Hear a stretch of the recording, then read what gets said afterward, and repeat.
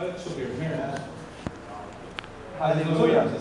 Digno é o Senhor. Temos que ter muito cuidado. Eu já fiz essa oração.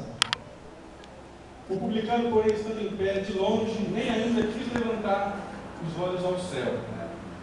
Mas ele batia no peito, com o coração quebrantado, e arrependido de ser, talvez, aquilo que aquele fariseu disse que ele era. E ele não brigou com o fariseu. Ele reconheceu que ele realmente não era o que ele deveria ser. E ele diz: ó Deus, tem misericórdia de mim. Agradecido seja o Senhor, ó Deus. Então, irmãos, quando alguém apontar o dedo contra você, irmãos, peça misericórdia a Deus. Aleluia. Peça misericórdia a Deus. Louvado Não seja o defender Senhor. a tua imagem diante de ninguém. Deixa que Deus vai fazer isso por você. Você não precisa pelejar contra isso, irmãos. Você tem um Deus que te representa. Glória a Deus. Você Aleluia. Jesus, irmãos. Santo é o Senhor. Outro dia eu disse sobre ele ser tentado. Acho que a última tentação dele foi ali na cruz. Quando alguém disse para ele, falou assim: olha, se tu és o Cristo, acho que foi os varões que disse para ele: se tu és o Cristo, salva-nos e desce também você daí. Aquilo era uma tentação, porque Jesus poderia fazer aquilo. Só, irmãos, ele não quis passar aquela imagem daquele rapaz. Sabe? Essa tentação é difícil também. Ele não quis defender a imagem dele. Se ele quisesse achar que Jesus não tinha poder, que ele continuasse achando. Jesus não quis restaurar a imagem dele diante daquele rapaz. Ele deixou falar. Não teve problema nenhum aquilo que ele falou. Só, irmãos, que teve um outro preso que estava do lado dele, que tinha um coração diferente, irmãos, que é um coração que eu quero que Deus nos dê esse coração de uma forma muito forte, de uma forma muito grande. E ele disse para o outro: olha, você fica quieto, porque nós estamos aqui porque nós erramos mesmo. Louvado seja Nós o merecemos Senhor. isso aqui. Agora ele não fez nada de errado. Ele não tinha culpa, e ele está aqui. Aleluia. Ele não deveria passar por isso. Glória a Deus. Ele reconheceu que ele era Jesus. Ele falou: Senhor, quando o Senhor entrar no paraíso, lembra-te de mim. Irmãos, olha meu coração. E Jesus sondando aquele coração. Que Jesus é o único que tem a capacidade de sondar o nosso coração e saber que de fato tem aqui dentro. Ele falou para o ladrão: falou assim: olha, hoje mesmo eu vou inaugurar o céu e você vai comigo. Você vai entrar comigo. E aquele ladrão, irmãos, que estava com a sentença de morte decretada e de ir para o inferno, através daquele coração, irmãos, que reconheceu que era Cristo, que reconheceu quem ele era. Jesus falou: vem comigo, você vai entrar comigo hoje. Louvado seja o Senhor, meu Deus. Então vale a pena, irmãos. Aleluia. Você reconhecer também quem é você. É muito importante isso. Há um exemplo de um pastor, eu vou tentar correr até onde eu posso. 5 minutos para terminar, mas eu paro onde der. Eu preciso aprender a resumir isso. E olha que interessante o que aconteceu. Irmãos, está dando para entender? Amém. Eu estou falando muito rápido. Olha que interessante. Um pastor contou uma história de um determinado pastor que era líder de um ministério, e esse pastor acabou caindo, cometendo algo que não deveria. Foi afastado e trataram desse pastor para que ele pudesse voltar. Levou algum tempo, e esse pastor voltou a exercer a função dele. E esse outro pastor do qual eu estou falando, que não vou citar nome por questão de ética, fuzilou, desculpe o termo da linguagem, esse irmão que tinha errado, que foi afastado da igreja e que depois voltou, porque ele não concordou com o erro do irmão e não concordou com o irmão ter sido reintegrado no ministério.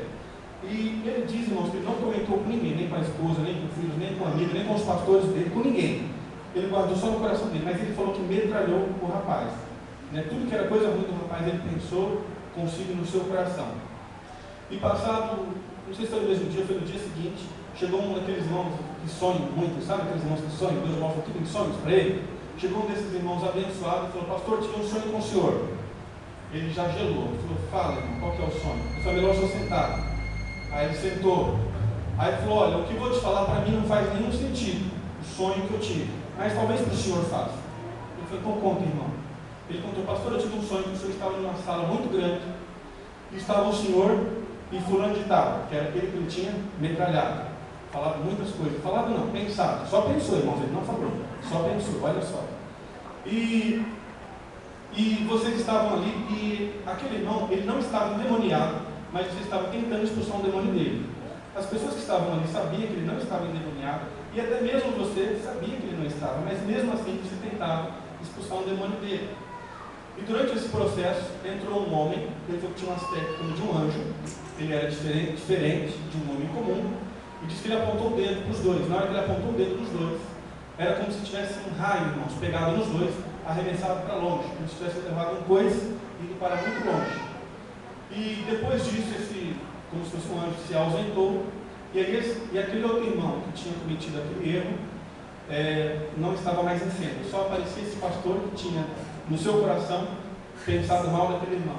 E disse que quando esse irmão foi se levantar do chão, esse pastor, ele estava com a roupa toda suja, toda rasgada, e ele estava todo envergonhado. E aí ele entendeu, Deus falou para ele, falou assim: olha, você, só por ter pensado algo do teu irmão, você se tornou tão pecador quanto ele. Só de você querer, com a tua integridade, fazer um escudo de justiça para si próprio, acusando os outros, você se tornou tão pecador quanto os outros. Então, irmãos, olha o cuidado que nós temos que ter com o nosso coração, até mesmo com os nossos pensamentos. Até mesmo com os nossos pensamentos. O Tiago fala que o pecado ele começa no coração, né? E se você não cuidar, ele vai ser gerado, vai ser consumado, que é onde gera a morte. Então é um cuidado, irmãos, que nós temos que ter muito grande. Olha só para os irmãos terem uma ideia, quando iniciou o mundo, era só Adão, Eva, Caim e Abel, 4 pessoas. Dessas 4 pessoas, 1/4 delas era homicida. Caim matou Abel. 1/4 dessa população era invejosa. Caim era invejoso. 1/4 dessa população, Eva, desejou o pecado. Ela olhava para o fruto e desejava comer aquele fruto, que era proibido. Então, olha só, irmãos, 1/4, o outro 1/4, o outro 1/4. Olha só da onde nós fomos gerados. Por isso que nós temos que ter um cuidado. E o outro 1/4 era conivente com o pecado. Adão era conivente com o pecado. Ele foi oferecido, a Eva chegou para ele com aquela proposta do pecado, ele simplesmente aceitou, ele não fugiu daquilo. Então, irmãos, olha como nós somos mal de origem desde o início. E se a gente não cuidar disso, irmãos, a gente está perdido, porque só existe um bom, que é Deus. Aleluia. Nós, irmãos, nós erramos, nós falhamos. Glória a Deus. Mas por isso que eu estou trazendo essa palavra da parte do Senhor, para a gente ter cuidado do nosso coração, para que a gente não peque e para que a gente não venha morrer, irmãos. Tá? Lembra daquela mensagem que outro dia eu disse aqui, daquele rapaz que estava com medo de sujar o tênis, e não sei se os irmãos vão lembrar, ele tinha muito cuidado para não sujar o tênis, também ele tinha dito para ele não sujar, e aí ele foi com muito cuidado, daqui a pouco ele sujou um pouquinho, aí ele falou: bom, já que eu sujei um pouquinho, vou sujar mais um pouquinho, aí foi sujando, até que sujou tudo. Então, irmãos, a nossa vida é mais ou menos assim, são processos, são pecados, são erros, são pensamentos que nós cometemos, e é um processo que, se esse processo não for interrompido, vai gerar morte, vai consumar o mal. E quando você vê que não, irmãos, cauterizou, você nem está percebendo mais nada, né? Muitas vezes nós estamos num ponto, nós não sentimos mais vontade de orar, não sentimos mais vontade de jejuar, não sentimos mais vontade de falar do amor de Deus para alguém.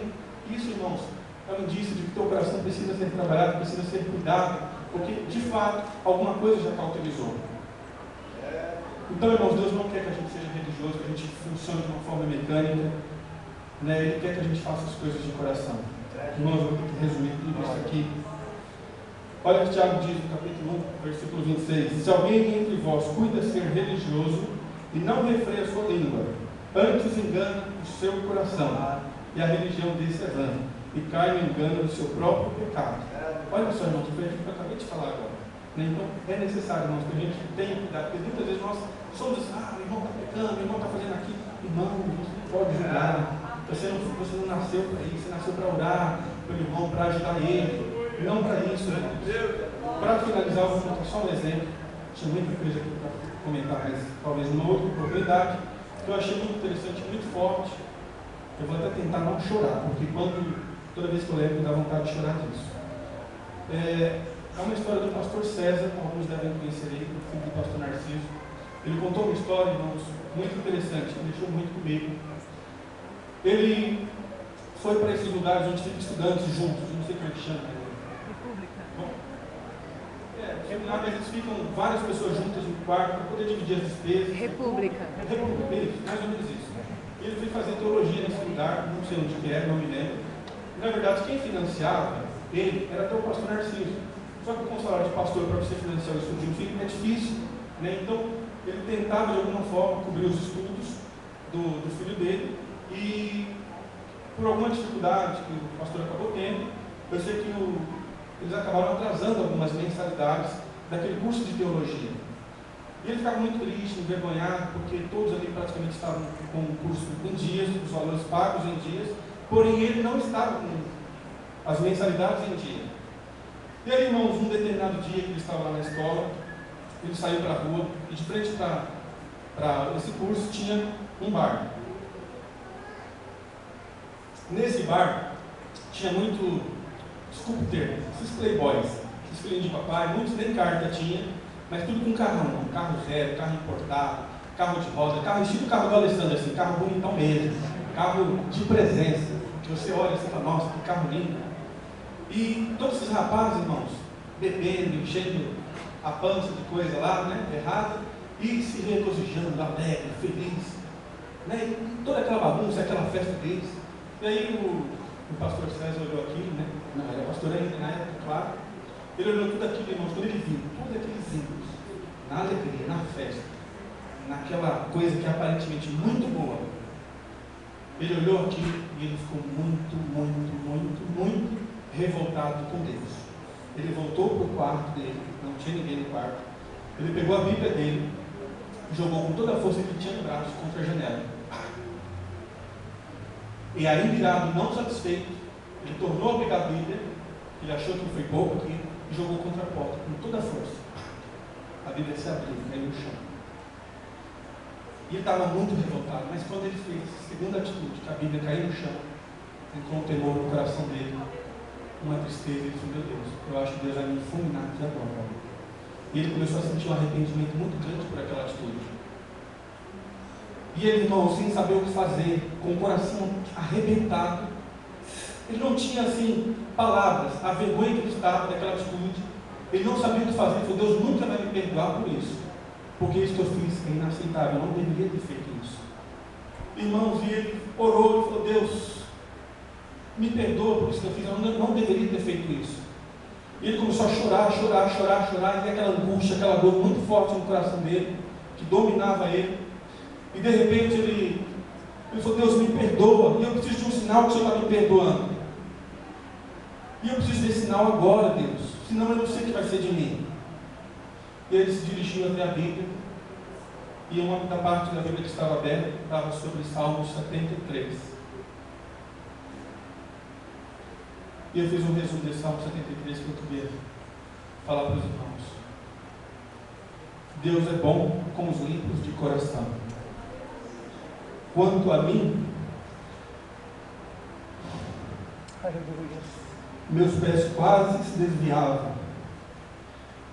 Pouco faltou para que os meus pés escorregassem, pois eu tinha inveja de soberbos, ao ver a prosperidade dos ímpios,